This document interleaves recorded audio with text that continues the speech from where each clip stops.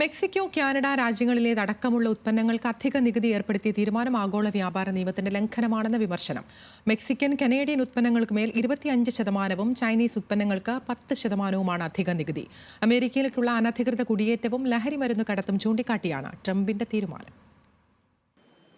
Canada, Mexico, China തുടങ്ങിയ രാജ്യങ്ങളിലെ ഉൽപ്പന്നങ്ങൾക്കുമേൽ Trump ഏർപ്പെടുത്തിയ അധിക നികുതി വ്യാപാര യുദ്ധത്തിനും വിമർശനത്തിനുമാണ് ഇടയാക്കുന്നത്.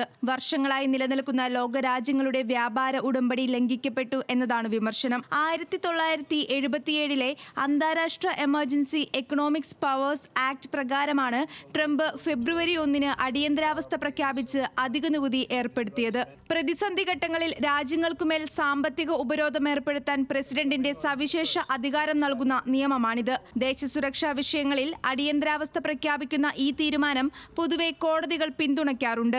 എന്നാൽ ഈ നിയമം ഉപയോഗിച്ച് അധിക നികുതി ഏർപ്പെടുത്താനാകുമോ എന്നത് കോടതിയിൽ ചോദ്യം ചെയ്യപ്പെട്ടേക്കാം. കാനഡയിൽ നിന്നുള്ള ഓയിൽ ഒഴികെയുള്ള ഉൽപ്പന്നങ്ങൾക്കും മെക്സിക്കോയിൽ നിന്നുള്ള ഉൽപ്പന്നങ്ങൾക്കും 25% അധിക നികുതിയാണ് ഏർപ്പെടുത്തിയത്. ചൈനയിൽ നിന്നുള്ള ഉൽപ്പന്നങ്ങൾക്ക് 10% അധിക നികുതി. ഇതിനെതിരെ 3 രാജ്യങ്ങളും പ്രതിഷേധിച്ചു. തിരിച്ച് US-നെതിരെ അധിക നികുതി ഏർപ്പെടുത്തുമെന്ന് മെക്സിക്കൻ പ്രസിഡന്റ് ക്ലോഡിയ ഷെയ്ൻബോൺ പ്രഖ്യാപിച്ചു.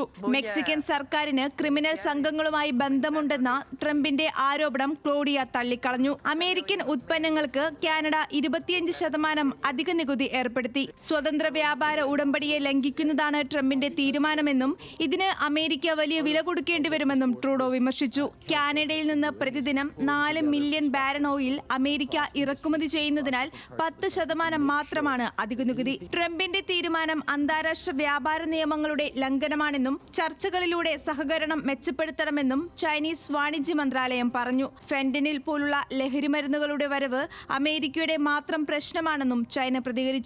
International desk, news Malayalam.